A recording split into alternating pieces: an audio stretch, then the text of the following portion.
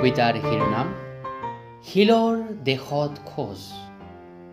ধুনুক ঠানাকৈ খোজ কাঢ়িবলৈ শিকা ল'ৰা ছোৱালীৰ সদৃশ।